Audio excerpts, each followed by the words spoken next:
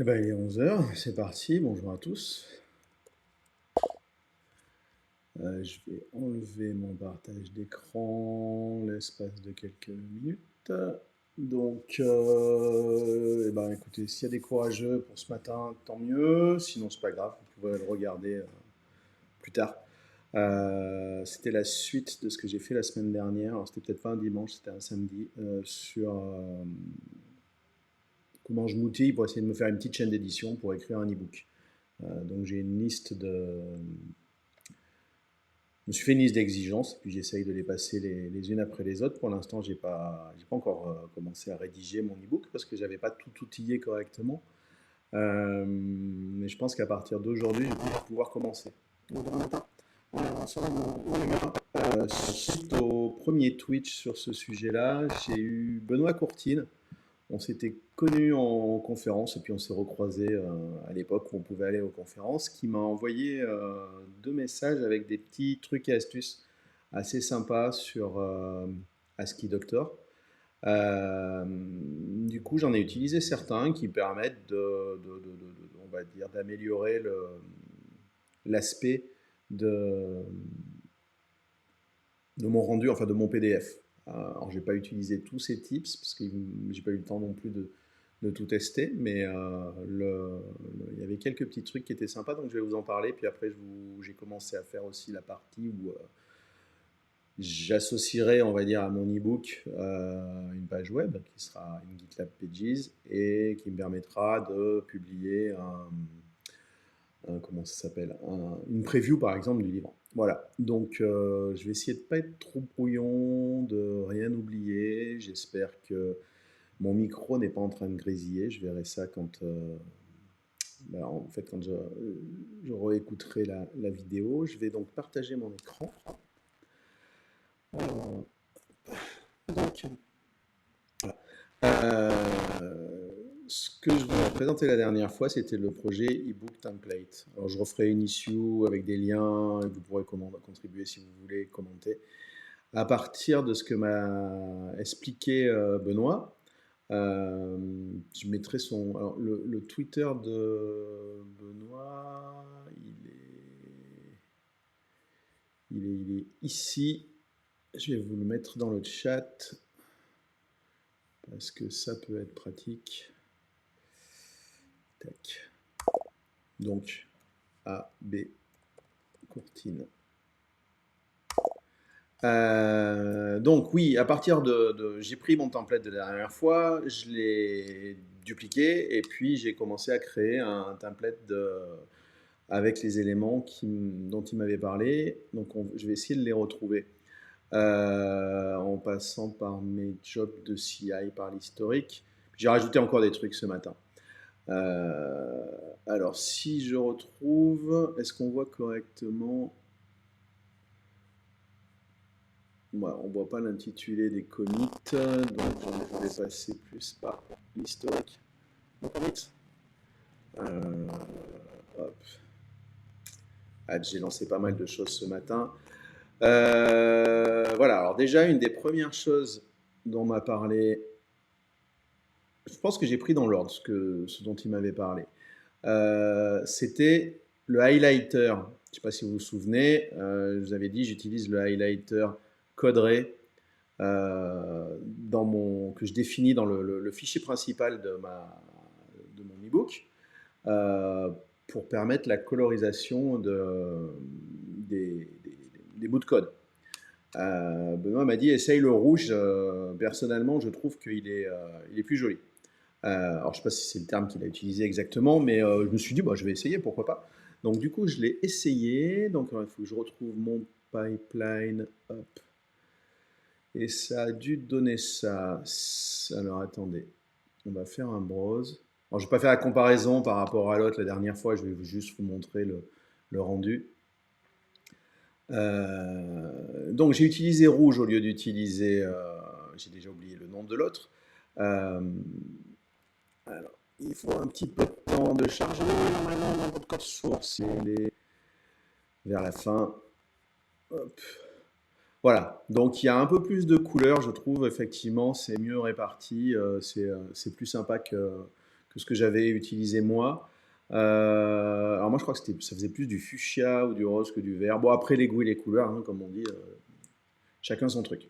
Mais je pense que je vais continuer avec celui que m'a proposé Benoît. Il est plutôt sympa. Ensuite, il m'a parlé de quoi? D'améliorer les aspects des blocs. Alors, comment j'ai fait ça? Hop.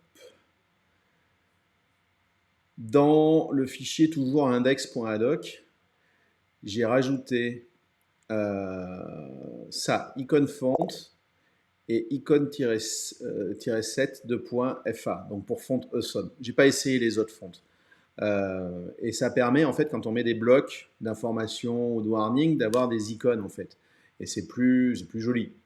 Ah, et moi, je dis que c'est plus joli. Après, chacun ses goûts. Donc, je vous montre ce que ça a donné. Browse. Après, mon repo est public, hein, vous pourrez tout récupérer, il n'y a aucun souci. Normalement, j'ai mis des blocs dans le... Alors vous remarquez, j'ai pas de, je pensais avoir des numéros de page et je les ai perdus, je ne sais pas pourquoi, mais j'ai retrouvé la solution, donc ça devrait aller. Ah, salut Akanoa, toujours là. Quelques grésillements dans le micro. Bon, ben, j'espère que... Alors je vais peut-être bouger le micro, c'est peut-être un faux contact, on va voir. Si vraiment ça devient pénible, vous me le dites et puis je switcherai le micro, mais j'aimerais conserver ce micro tout neuf.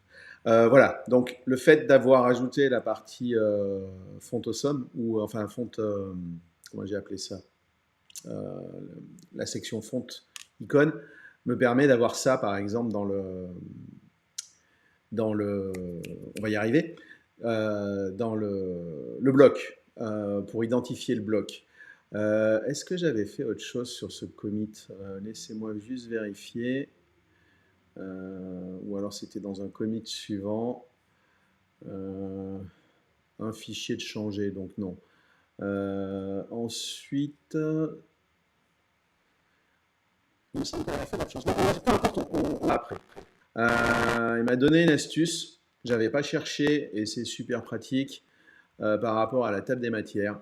C'est tout bête, mais ma table des matières, il y avait marqué Table of Content. Donc si vous écrivez un bouquin en français, c'est dommage.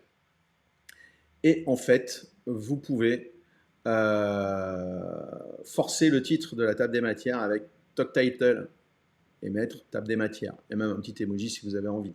C'est pas obligé. Vous pouvez jouer aussi sur les niveaux de la table des matières. Donc on va aller rapidement voir le rendu pour que je vous montre que je ne vous raconte pas de bêtises. Tac.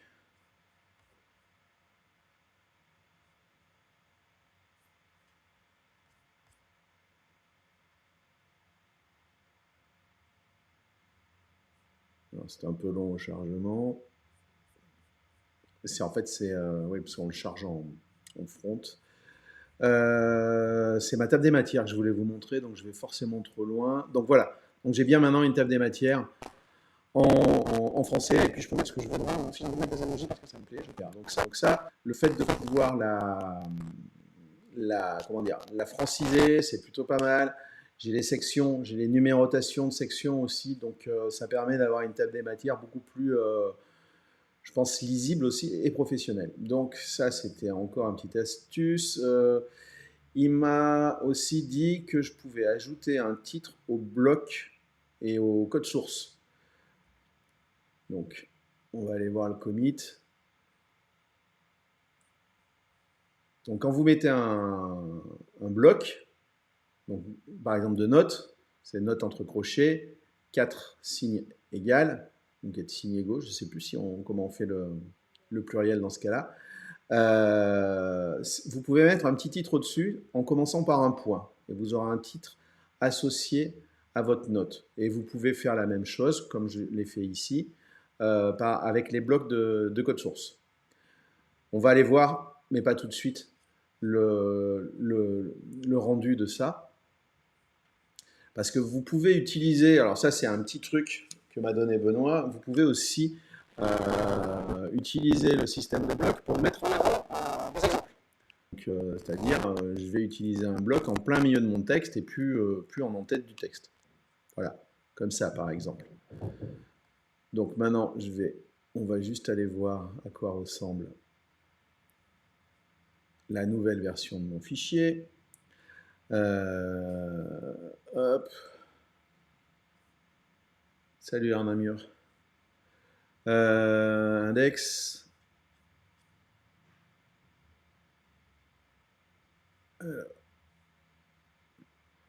Je crois que c'est l'époque où j'avais pas encore réduit en plus la taille de mes images, donc c'est peut-être un petit peu lourd à charger aussi.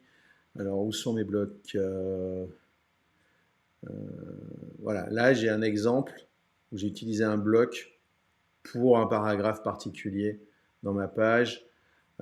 J'ai dû mettre un titre. Voilà, le titre pour le bloc de notes, il apparaît ici, donc il est à l'intérieur du bloc. Et si je cherche le code JavaScript que j'avais, voilà, j'ai un titre au-dessus de mon code. Voilà.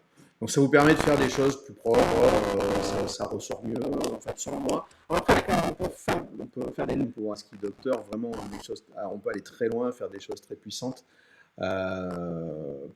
Pour l'instant, je ne vais pas aller jusque-là. Une fois que je trouve que j'ai quelque chose, selon moi, qui est lisible, je vais commencer à bosser parce que sinon, j'écrirai jamais rien. Qu'est-ce qu'il m'avait donné d'autre? Non, alors ça, voilà, c'est les conseils de Benoît que j'ai utilisés. Bon, on voit que j'ai fait ça hier parce que ça m'intéressait. Alors par contre, j'avais plus les numéros de page. Et puis je trouvais que la hauteur de ma page, il y avait quelque chose qui allait pas et je savais pas comment le changer. Donc là, je vais aller plutôt en mode édition. Alors j'utilise comment ça s'appelle, Gitpod pour faire les. Est-ce que c'est assez lisible? Si c'est pas lisible, vous me le dites et je retournerai sur la partie GitLab. Mais j'utilise Gitpod pour saisir parce que du coup je peux bosser sur mes projets de manière avec n'importe quelle machine puisque je suis dans un navigateur. Et en plus, comme c'est basé sur Eclipse TIA, ça accepte les extensions VS Code. Donc moi, je me suis mis des extensions. En fait, pas d'extensions, vous allez juste chercher en VS Code et puis vous les installez. Et si vous les installez pour un workspace particulier, donc là en l'occurrence, mon workspace, c'est mon projet d'ebook. Gitpod va vous les enregistrer si vous avez créé dans un fichier .gitpod.yaml et vous avez toutes les extensions que vous avez installées. Donc moi j'ai l'extension ASCII Doctor, hein, c'est pour notamment la reconnaissance syntaxique. Et puis aussi j'ai mis des extensions qui me permettent de faire de la correction orthographique. Je crois que tu peux zoomer dans Gitpod. C'est pas assez gros alors peut-être. Hop. On va voir ce que ça donne. Excusez-moi, je tourne la tête pour regarder sur l'autre écran ce que ça donne dans Twitch. Voilà, ça semble lisible. Donc oui, je vous disais, vous pouvez mettre des extensions. Donc c'est pour ça que j'utilise Gitpod, j'aime bien. Ça me permet aussi de faire des travaux et des tests sans être obligé de commiter. Je me suis monté une image qui est définie dans le gitpod.dockerfile, qui est l'image Docker d'ASCII Doctor. Ça fait que j'ai ASCII Doctor que je peux utiliser directement en commande là-dedans et générer mes PDF juste pour voir s'il marche bien. Du coup, je ne suis pas obligé de relancer la CI à chaque fois pour vérifier quelque chose. J'en étais où? J'en étais aux numérotations de pages et aux marges. En fait, je ne comprenais pas. J'étais dans le header et j'augmentais les chiffres ici, mais ça ne sert à rien. En fait, là, c'est des chiffres qui sont, on va dire, des marges à l'intérieur même du header. En fait, le header de la page, vous le définissez ici. Donc là, c'est la hauteur. Là, c'est gauche. Là, c'est bas. Et là, c'est droite, si je ne dis pas de bêtises. Bon, de toute façon, c'est documenté. J'étais en size letter. Je suis passé en A4. Je n'ai pas trop vu de changement, en fait. Et pour la numérotation, c'est dans footer. En fait, j'avais quelque chose qui ressemblait à ça pour définir mes numérotations de bas de page. Sauf que la notation YAML utilisée par ASCII-Doc a changé entre-temps et j'ai pas fait attention. Ça m'a pas généré d'erreur. Mais par contre, ça n'a pas réussi. Ou alors que c'était un problème par rapport à mes hauteurs. Mais a priori, maintenant que j'ai eu corrigé ça, c'est bon, ça fonctionne. Donc si je... Alors je ne vais pas générer mon fichier. Si, je peux générer mon fichier ici. Quelle heure il est? On a un peu de temps. Alors j'ai jamais la commande en tête. Je suis où? Je veux générer un PDF. Moi, je suis bête, j'ai déjà généré, donc c'est pas la peine que je le régénère. Je vais juste vous le montrer. Donc ce qui est bien, c'est que vous avez la visualisation à l'intérieur de Gitpod, enfin dans Eclipse Theia, de votre PDF. Donc là, on voit ce que je vous montrais tout à l'heure. Et on doit voir, voilà, mon numéro de page, ma section, quand je suis en recto, je crois. Et puis, juste le numéro de page quand je suis en verso. Ou vice-versa, je suis un peu dyslexique, donc je ne suis pas sûr. Donc du coup, moi, par rapport à ce dont j'avais besoin, j'ai tout ce qu'il me faut pour bosser. On va retourner peut-être sur la partie GitLab, ça sera plus lisible. Ou alors, ouais, ça sera plus lisible avec du blanc. Oui, mon projet, il est ici. Ce que j'ai rajouté, c'est que j'ai modifié mon script de CI. La dernière fois, mon script de CI se contentait de générer le PDF. Est-ce qu'on va l'agrandir un petit peu? Ouais, ça a l'air de rentrer.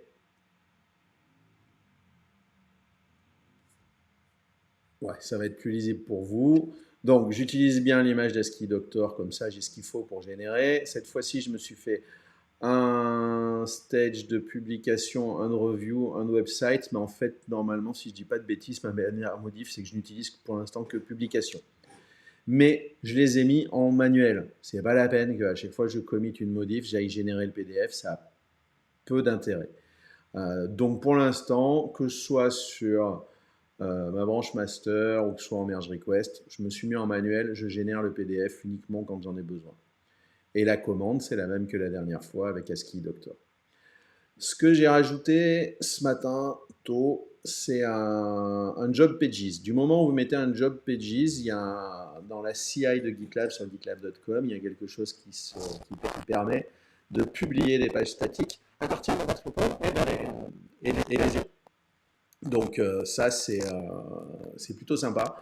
Donc en fait, moi, ce que je veux faire, c'est que je veux générer, quand je dis je vais publier ma page pour mon livre, je veux pouvoir générer à la fois la page et un PDF de preview. Donc là, ce que je lui dis, c'est le script, c'est ma commande ASCII Doctor, sauf que au lieu d'utiliser le script, la page ASCII Doc index, j'utilise la page preview. Attendez, je vais vous la montrer. La différence par rapport à index, c'est que en fait, j'inclus seulement le chapitre que je veux montrer. Donc ma preview aura une table des matières plus le chapitre, ou les chapitres éventuellement, que je veux montrer. Donc, ensuite, pareil, je lui dis par contre cette fois-ci, comme je suis sur NPages, que mes artefacts ils seront publiés dans le répertoire public. Et ça, du coup, la CI de GitLab, comme c'est dans le job pages, sait que c'est quelque chose qu'il va falloir publier. Là, je l'ai mis aussi en mode manuel. Pour l'instant, que je sois sur ma branche master ou sur ma fiche. On peut imaginer que je veuille... j'ai avancé pas mal dans le bouquin. Il y a des trucs que je voudrais montrer ou annoncer, mais à partir de ma merge request. Donc là, je pourrais le lancer manuellement. La petite section environnement, ça me permet de me définir un environnement avec le lien vers ma page. Donc on va aller tout de suite regarder. Imaginons, je vais dans mon super bouquin et je vais rajouter au hasard un emoji. C'est juste pour faire une modif. Je vais aller committer mes modifs, git commit-m update. Je vais les pousser. Donc maintenant, si je retourne côté GitLab sur mon projet, je vais un petit peu réduire parce que j'y vois moins bien. Donc normalement, je dois avoir une modif qui a été prise en compte. Ouais, c'est celle-là sur title, il y a 21 secondes. Si je vais voir mes pipelines, vous voyez qu'il y a un pipeline qui vient d'être fait.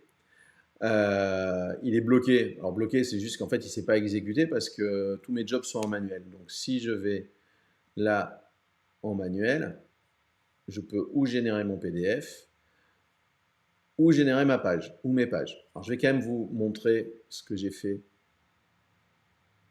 pour mes pages. Il n'y a rien de bien violent. J'ai créé un répertoire public dans mon projet. J'ai une page index HTML. Alors, vous pourrez aller voir le code source plus tard, hein, ça a peu d'intérêt. C'est juste une simple page web avec un titre et un bouton pour télécharger mon PDF. Mon fichier YAML, hein, pour rappel, où est-ce qu'il est? Il est ici, mon .gitlab-ci.yaml. Quand je lance ASCII Doctor, cette fois-ci, je lui dis de m'enregistrer le PDF dans le répertoire public, donc au même endroit que la page. Donc là, bah, je vais générer ma page. Je vais générer un PDF. J'aurais pu tout d'un coup, je suis bête. Et je vais aussi générer ma page. Donc, ça va faire quelques... On va attendre quelques petites secondes que ça se passe.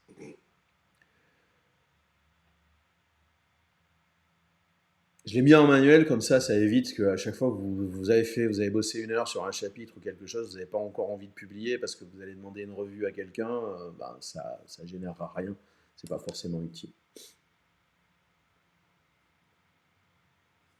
Alors pendant que ça génère, on retourne sur Gitpod. Un Gitpod, c'est donc, il y a un plan gratuit sur Gitpod, donc, et ça vous permet de bosser pas mal. L'avantage, c'est que ça vous garde les workspaces ouverts, ou ça les arrête, mais ça les garde pendant plusieurs jours. Il y a une durée de vie, et du coup, vous n'êtes pas obligé de tout committer si vous voulez tester des choses ou des trucs comme ça.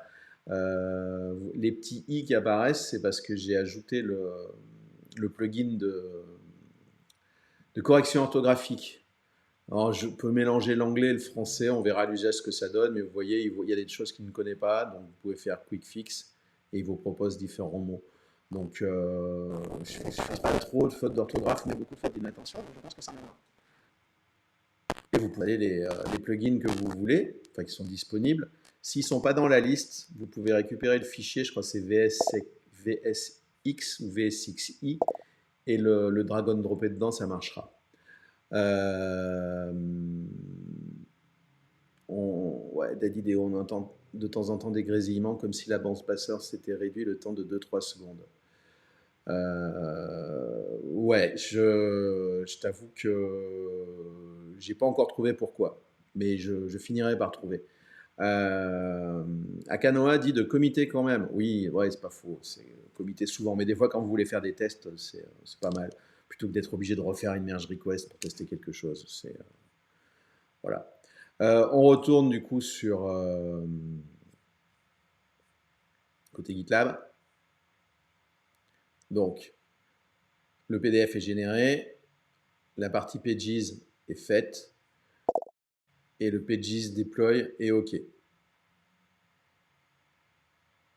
Qu'est-ce que dit Akanoa? Durant les updates de Gitpod, des fois les workspaces meurent. Ouais, c'est possible.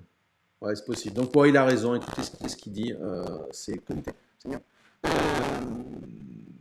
Bon, alors moi, mes essais, c'était des essais de quelques minutes, donc j'aurais vraiment pas eu de bol si c'était arrivé. Mais oui, faites attention. De toute façon, il faut toujours backuper, sauvegarder.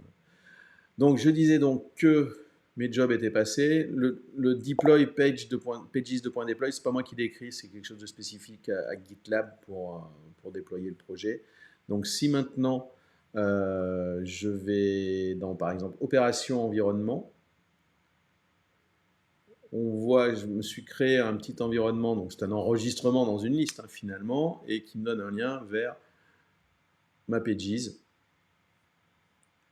Et donc, je peux downloader la preview de mon bouquin. Alors, normalement, j'ai bien la table des matières correspondant au chapitre que je voulais montrer, donc qui était le chapitre Samples. Et du coup, je peux facilement faire une preview sans me poser de questions. J'ai juste à mettre le titre du, ouais, le titre du chapitre ou la page du chapitre que je veux utiliser dans le preview.adoc.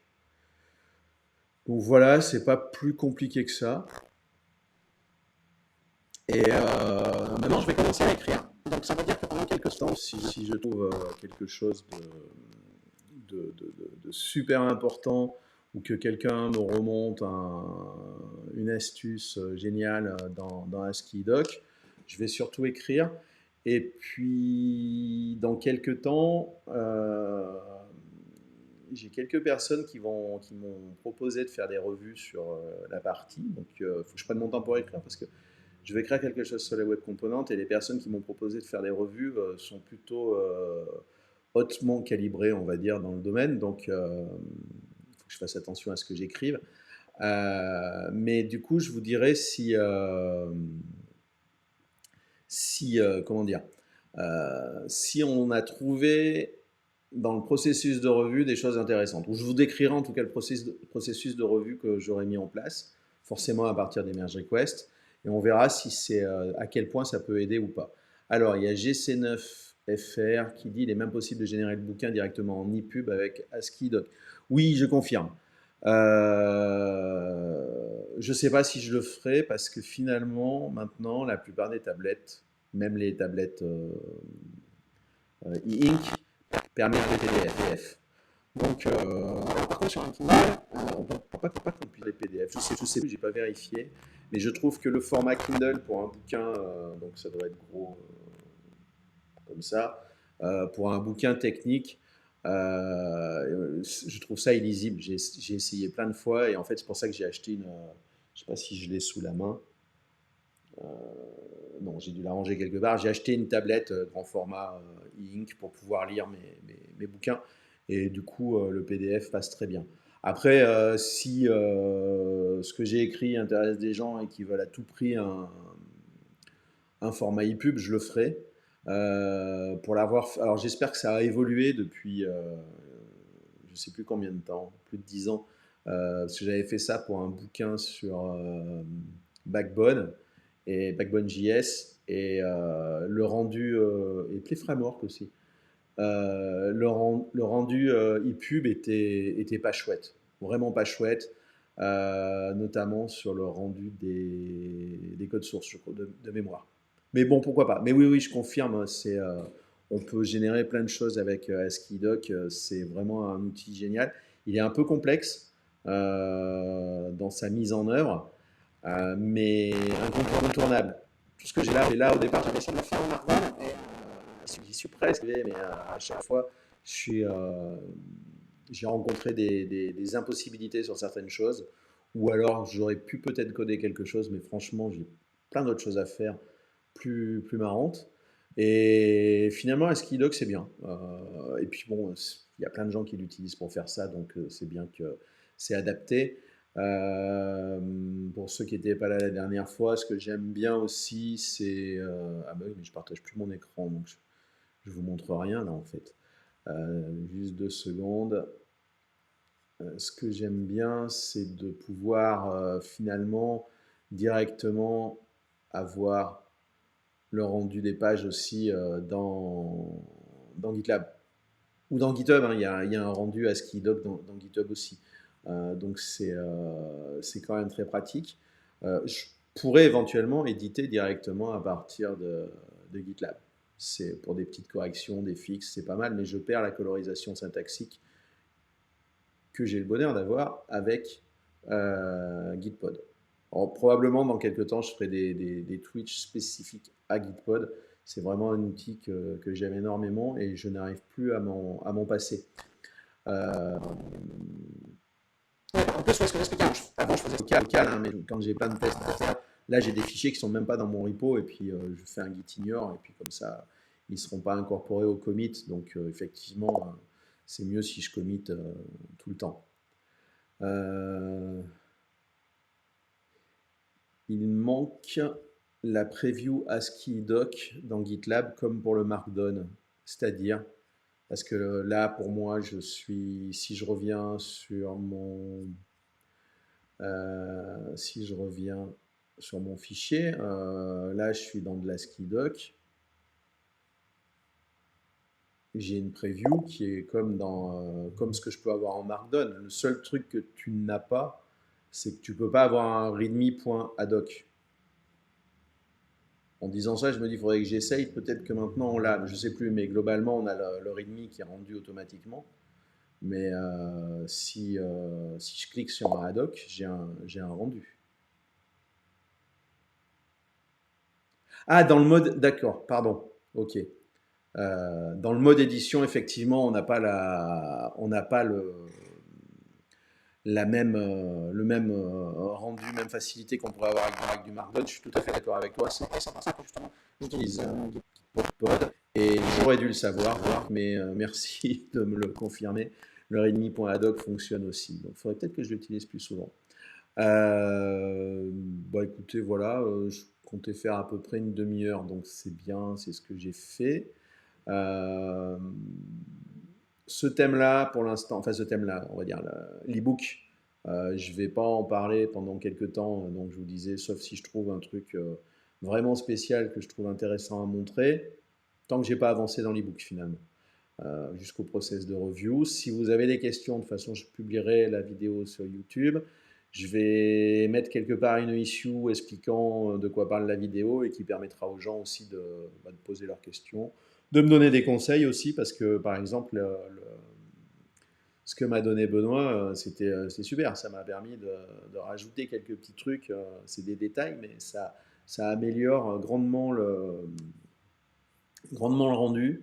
Euh, Même le côté un peu pro, quoi. C'est vrai que ma table des matières en anglais, ça faisait un peu cheap pour le jour où je commence à rédiger en français. Voilà, bah écoutez, moi, il va être temps que je me mette au fourneau. Donc, on va attendre Philippe, me dit un ami. Mais en fait, j'en viens, hein, je suis sorti, je suis allé faire les courses, je suis allé acheter le pain. C'est vrai que j'ai profité du beau temps, hein, je cherchais tous les trottoirs sur lesquels il y avait du soleil. Peut-être que cet après-midi, si je m'endors pas, j'irai faire un tour, voire même je me demande si j'irai pas à la pêche un peu. Mais bon, j'ai quelques petits trucs à terminer. Mon ami Aurélie, je crois, doit publier quelque chose relatif à Kubernetes, donc il va falloir que je le teste. En tout cas, je vous souhaite un bon appétit et un très bon week-end. Et puis, je vous dis à bientôt, probablement avant le week-end, puisque je vais refaire un Twitch GitLab CI cette semaine. Je ne sais pas encore quel jour, et ça sera à propos des runners privés que vous pouvez enregistrer sur vos projets sur .com, runner Docker. Puis on verra. Je pense que ça suffira, mais il y aura peut-être d'autres choses. Donc, bon dimanche à tous et bon appétit. Merci Akanoa. Donc Akanoa, j'ai testé ton système de message et ça marche a priori très bien. Donc chapeau, il faudra que tu m'expliques ou que je regarde ton code parce que ça a l'air plutôt intéressant. Allez, j'arrête finalement à force de le dire et bon dimanche. Salut, salut.